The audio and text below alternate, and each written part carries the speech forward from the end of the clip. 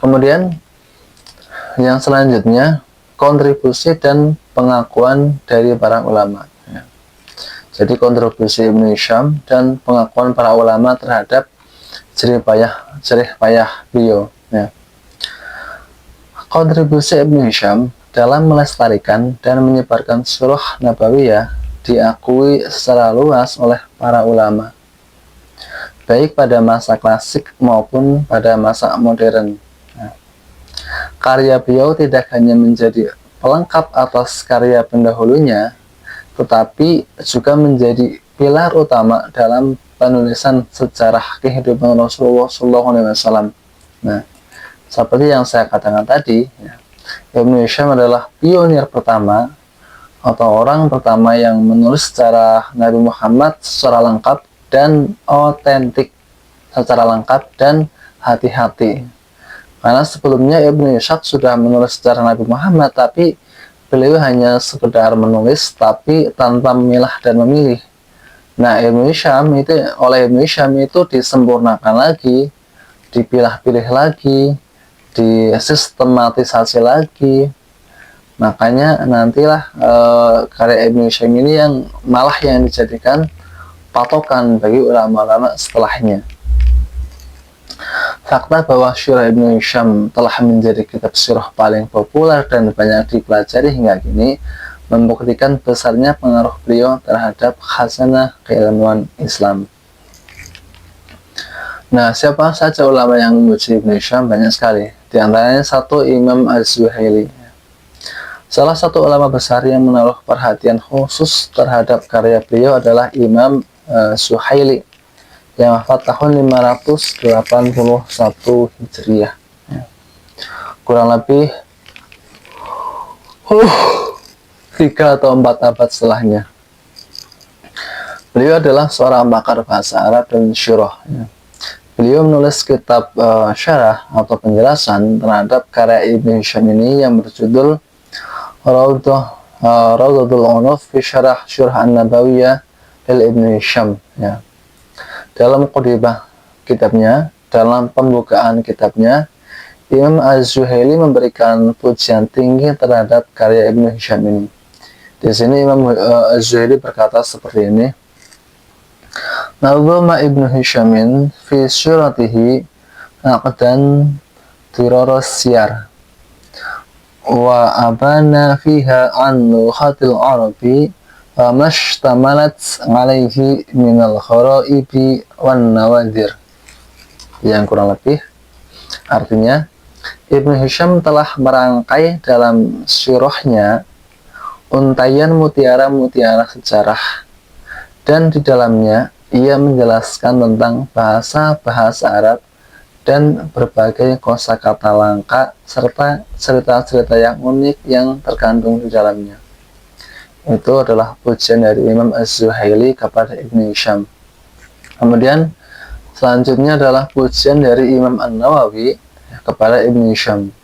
Di sini Imam An-Nawawi memberikan pengakuan yang tinggi terhadap Ibnu Hisham, ya. Beliau berkata dalam Tahdhibul Asma wal Lugha, ya. Perkataan beliau seperti ini: Kitab Ibnu Hishamin fi syirati min ajalima allafa fi hadzal bab wa huwa al-mu'awwadu alaihi fi naqli ahwalin nabi sallallahu alaihi wasallam.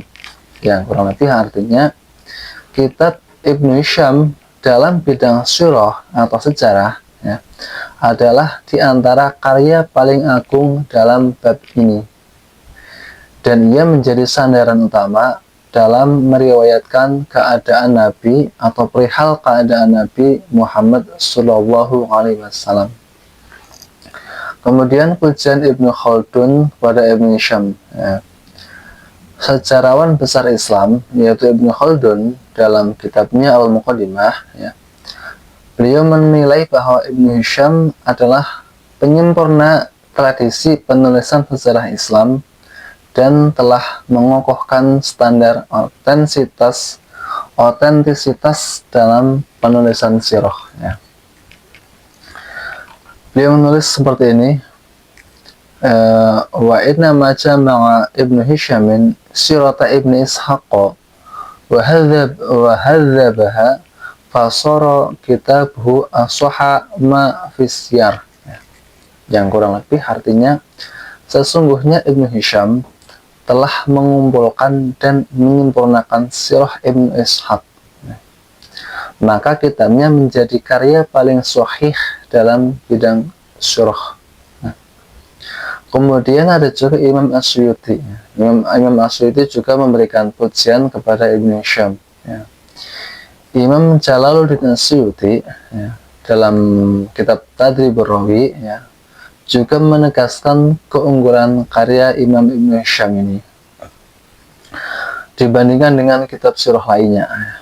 Jadi beliau menyebutkan bahwa Ibnu Hisham telah menyaring riwayat-riwayat yang lemah dan mungkar, sehingga karyanya menjadi rujukan utama setelah Al-Quran dan Al-Hadis.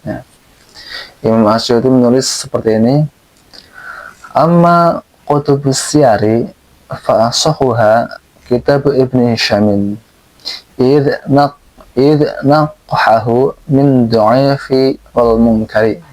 Yang artinya, adapun kitab-kitab sirah yang paling sahih adalah kitabnya Ibn Hisham. Kenapa? Karena beliau telah menyaringnya dari riwayat-riwayat yang lemah dan mungkar. Itu menurut Imam Asyuti. Kemudian ada juga ini dari ulama kontemporer, yaitu Dr. Emil Badi Yaqub. Dr. Emil Badi Yaqub adalah seorang peneliti kontemporer. Juga menilai bahwa metode yang digunakan oleh Ibnu Hisham dalam penyusunan syirahnya yang sangat praktis dan sistematis. Ia menekankan kehidupan Nabi Muhammad SAW secara kronologis dan logis, serta mengesampingkan riwayat-riwayat dari Ibnu Ishaq yang tidak didukung oleh Al-Quran ataupun penjelasan yang jelas.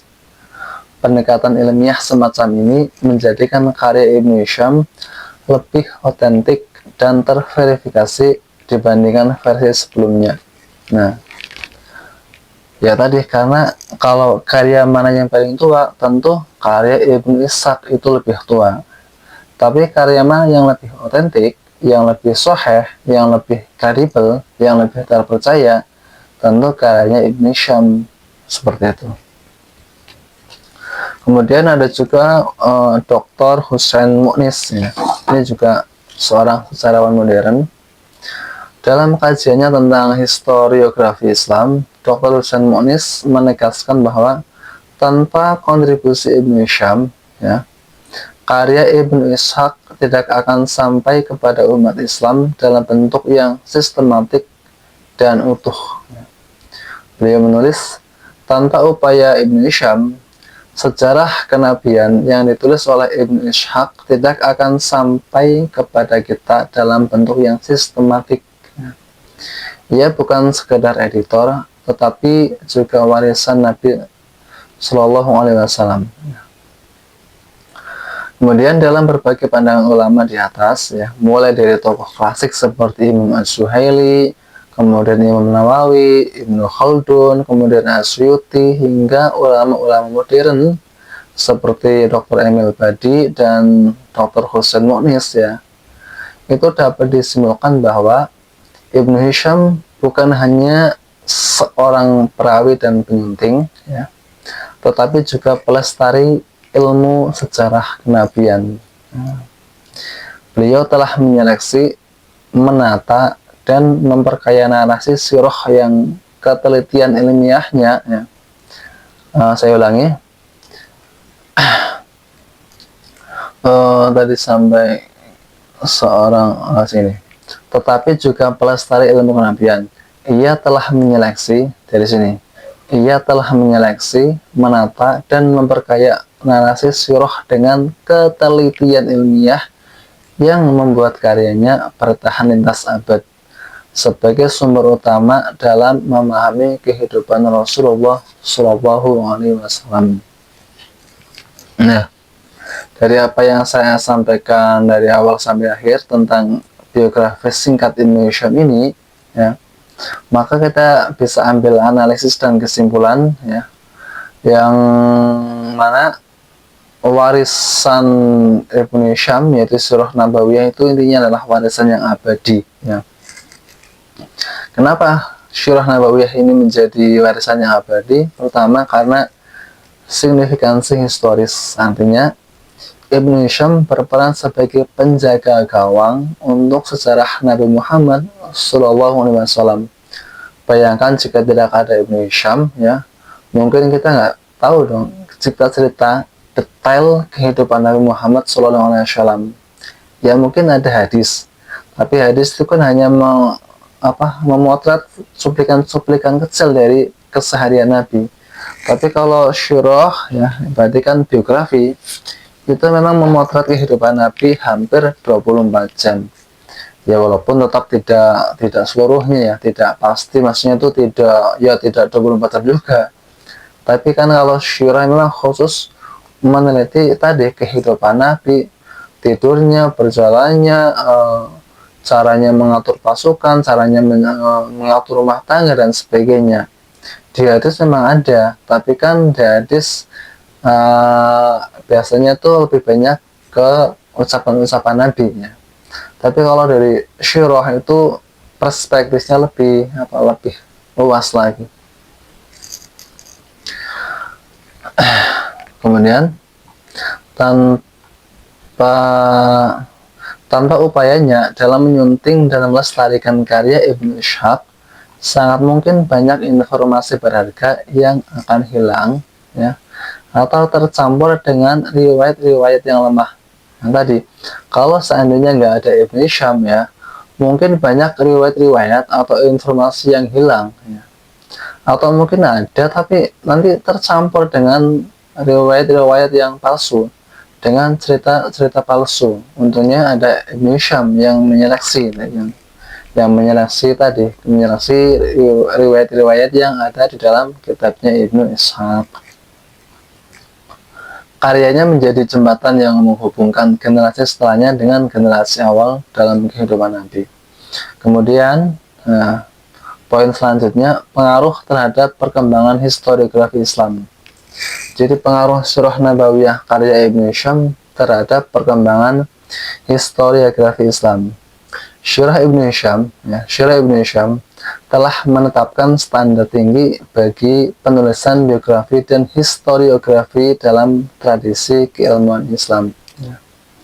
Melalui karya monumentalnya, Ibnu Hisham menunjukkan bahwa penulisan sejarah, terutama sejarah kehidupan Nabi Muhammad SAW, bukan sekedar penyusunan kronologis peristiwa, melainkan sebuah disiplin ilmiah yang menuntut keakuratan, ketelitian, dan tanggung jawab moral. Ia menekankan bahwa penulisan sejarah memerlukan beberapa prinsip dasar, antara lain: 1. Akurasi linguistik, akurasi kebahasaan. Seorang penulis sejarah harus memiliki pemahaman mendalam terhadap bahasa teks sumber. Nah, kalau Ibnu Hisham menulis sejarah Nabi ya, maka ya seharusnya Ibnu Hisham ini memang harus benar-benar ngerti tentang sejarah Arab, bangsa Arab, apalagi bahasa Arab ya. Ya mas, saya ingin menulis sejarah Nabi kok nggak ngerti bahasa Arab, kan aneh ya. Atau misalnya kita orang Indonesia ingin menulis sejarah, atau misalnya orang luar ingin menulis sejarah gamelan misalnya, ya otomatis orang luar itu harus ngerti bahasa Jawa, harus ngerti tulisan Honun Soroko. Karena kebanyakan teman-teman Jawa, kemudian karya-karya Bojangga itu kebanyakan kan ditulis pakai bahasa Jawa, pakai tulisan Honun Soroko. Ya kalau ingin menulis sejarah misalnya musik gamelannya harus menguasai tadi bahasa Jawa atau aksara Jawa. Ya sama seperti ini, ingin menulis sejarah Nabi kok nggak ngerti bahasa Arab, kan aneh ya. Saya ulangi lagi, intinya tadi harus menguasai bahasa ya. Terutama akurasi dalam linguistik, akurasi dalam tata bahasa, gramatika bahasa Arab. Dan alhamdulillahnya Ibnu Hisham adalah seorang ahli nahu. Ibnu Hisham sendiri dikenal sebagai orang yang sangat hati-hati dalam menyeleksi kata, memperbaiki kesalahan bahasa, serta menjelaskan istilah-istilah yang tidak lagi dikenal di zamannya. Nah, sehingga pembaca dapat memahami konteks bahasa Arab klasik dengan lebih mudah.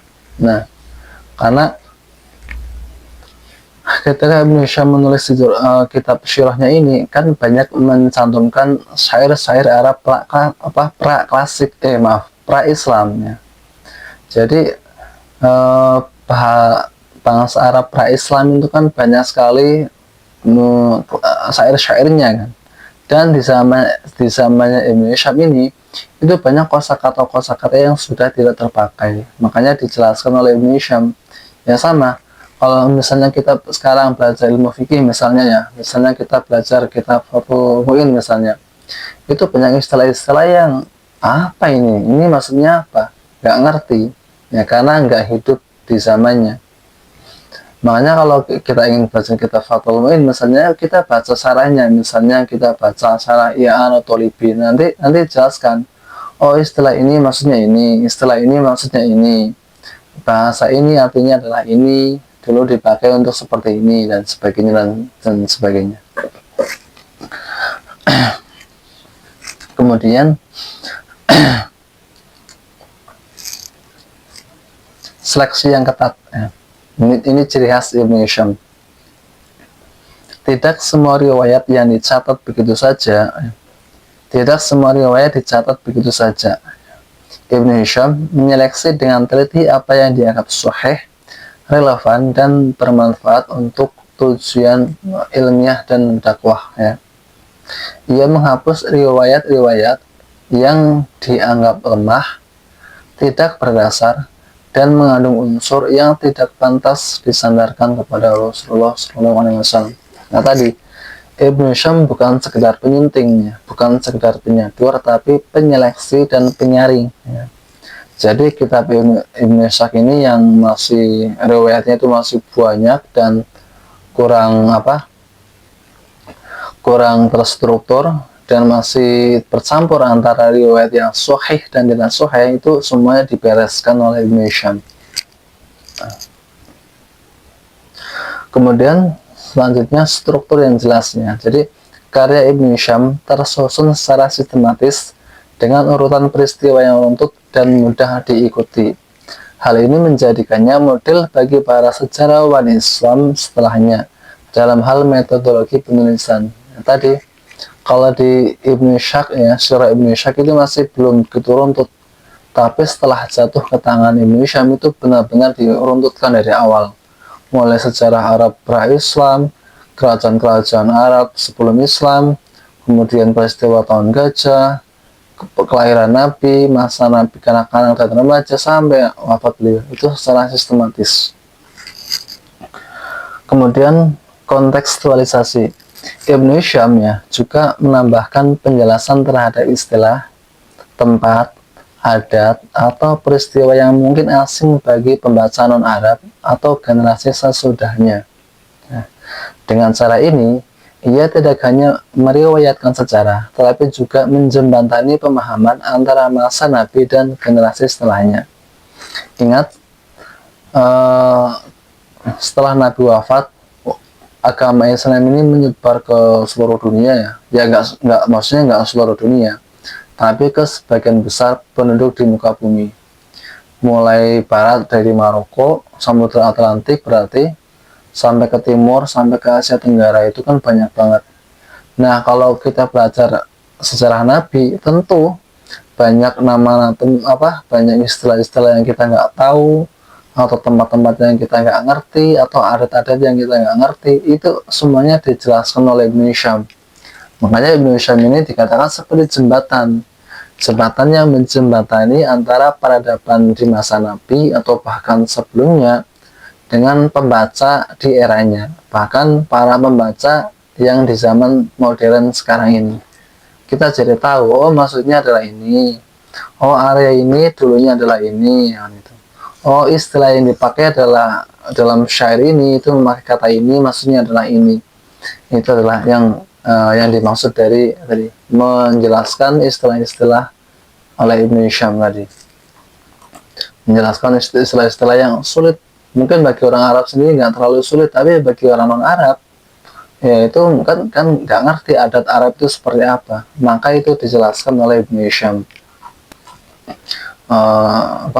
Kontekstualisasi intinya. Dalam konteks ini banyak ulama yang memuji keilmuan dan kehati-hatian Ibnu Hisham dalam menulisnya. Imam Al-Zahabi berkata tentang Ibnu Hisham, beliau berkata seperti ini, karena aliman beliau khatil Arabi bari'an fi syi'ri wa ayamin nasi thiqatan fi naqlihi hasanat tartibi fi ta'lifihi, yang artinya iya Ibnu Hisham, ini kata Imam Al-Zahabi ya, iya Ibnu Hisham adalah seorang yang alim atau yang cerdas atau yang pintar dalam bahasa Arab, yang unggul dalam bidang syair dan sejarah bangsa Arab, terpercaya dalam periwayatannya, serta baik dalam penyusunan karya tulisnya. Nah, ini pernyataan dari Imam Az-Zahabi dalam kitab Syiarul A'lam An-Nubala. Kemudian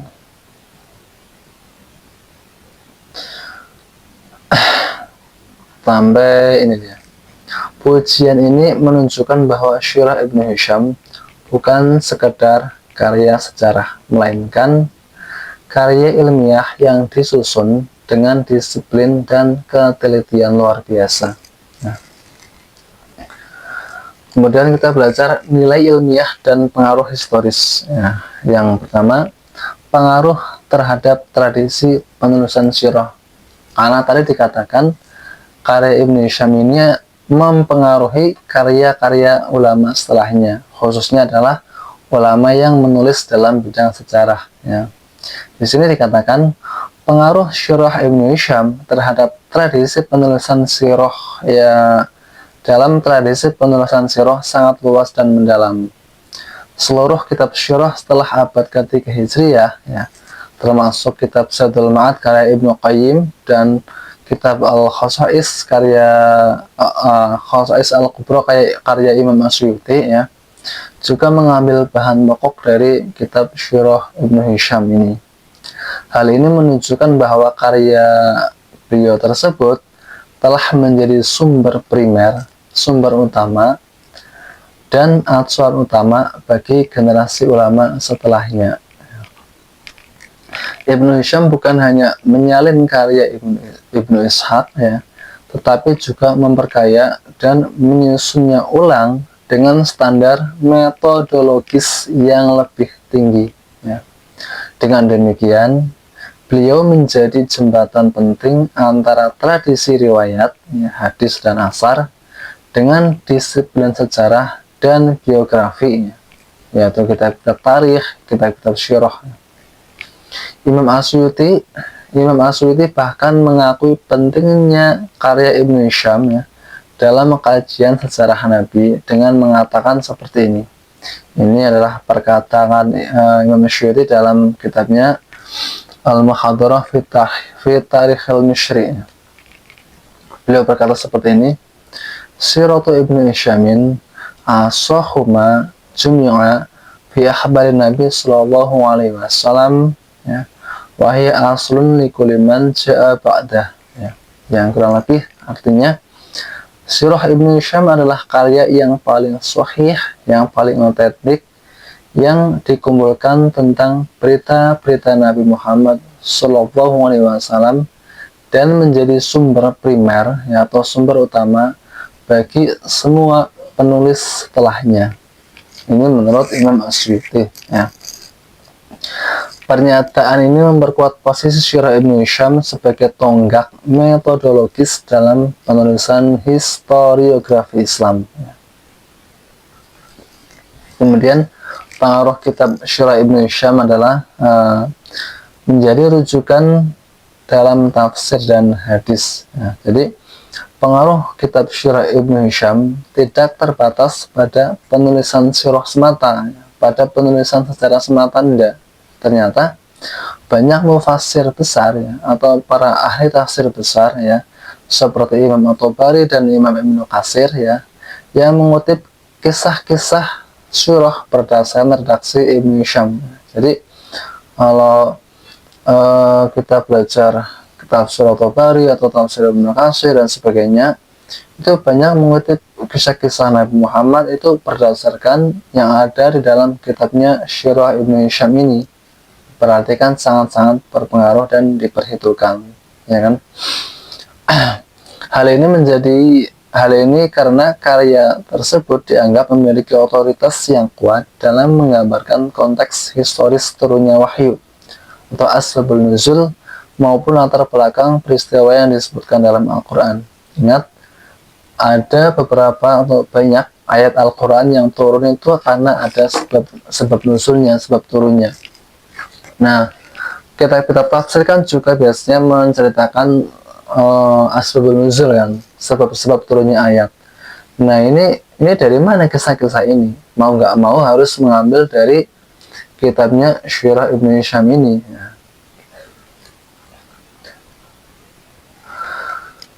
Kemudian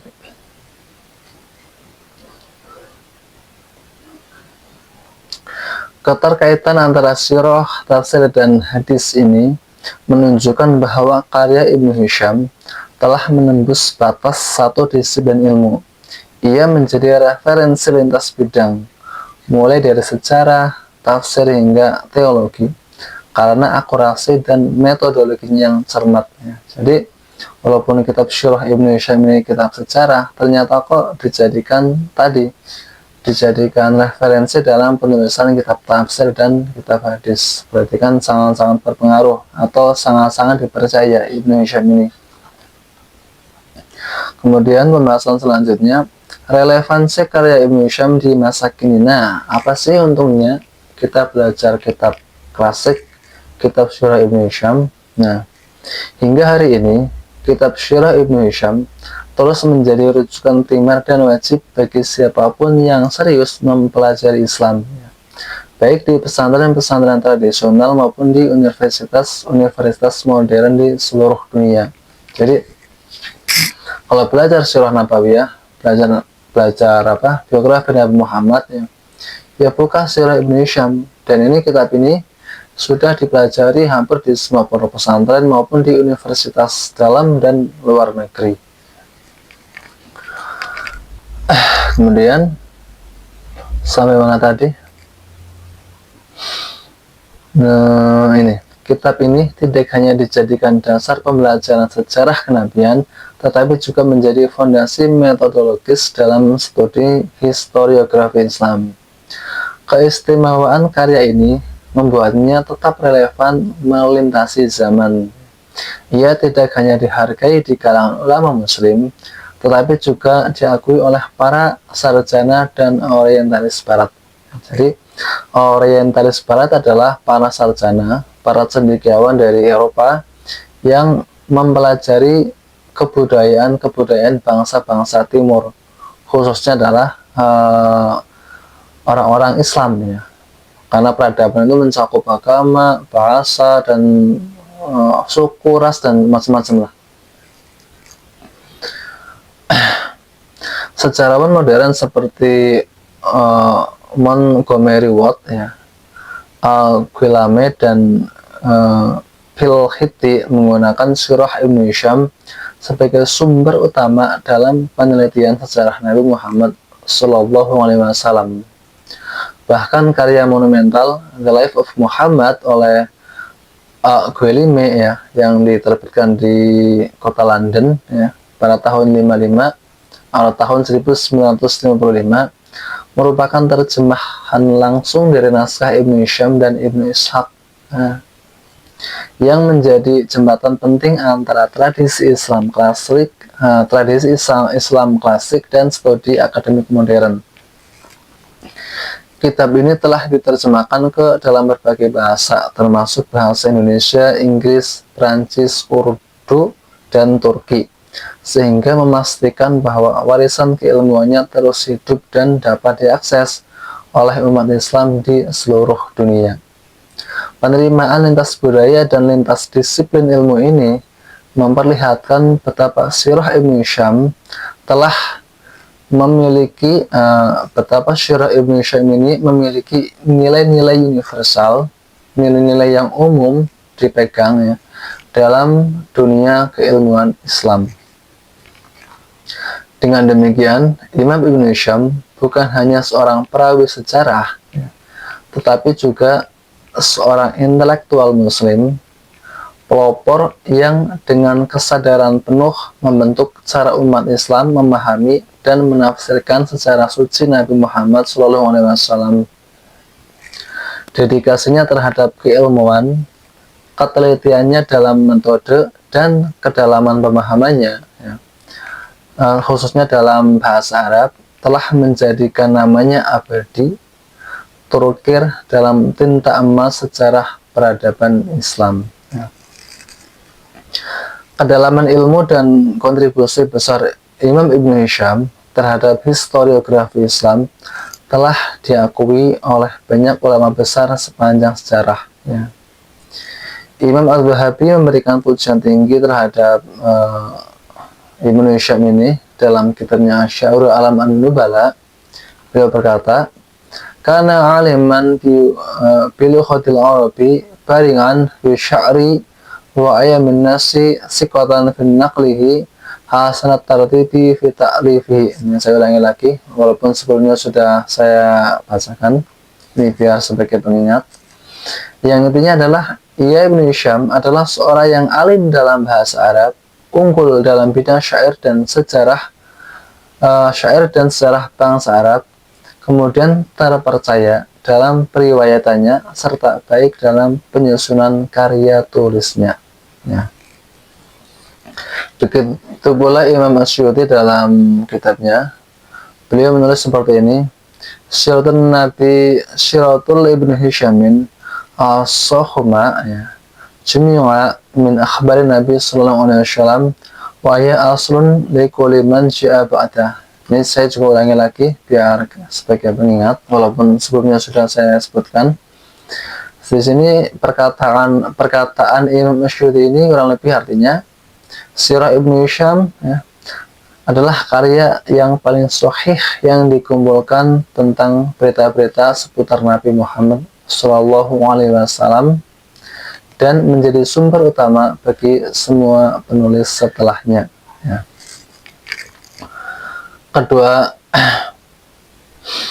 Kedua pernyataan ini, ya, menunjukkan bahwa reputasi Sirah Ibnu Hisham, ya, diakui baik oleh ulama klasik maupun para sejarawan modern. Ya. Ia menjadi karya lintas zaman yang menyatukan ketelitian sanad dan kekayaan narasi, yang menjadikannya sebagai pilar utama dalam studi sejarah Nabi Muhammad SAW. Bahkan karya Ibnu Hisham ini diakui juga oleh para misionaris, para orientalis, yaitu orang-orang Barat, ya, atau para sarjana-sarjana Barat yang melakukan penelitian terhadap Islam khususnya dan bangsa-bangsa Asia pada umumnya. Mungkin hanya itu yang dapat saya sampaikan, yaitu sekilas tentang biografi Imam Ibnu Hisham. Nah, nanti pada pertemuan selanjutnya atau part-part selanjutnya kita akan belajar langsung kitab Sirah Ibnu Hisham, yaitu kitab yang menjelaskan biografi Nabi Muhammad SAW. Mungkin hanya sekian dulu. Kurang lebihnya mohon maaf. Wassalamualaikum warahmatullahi wabarakatuh.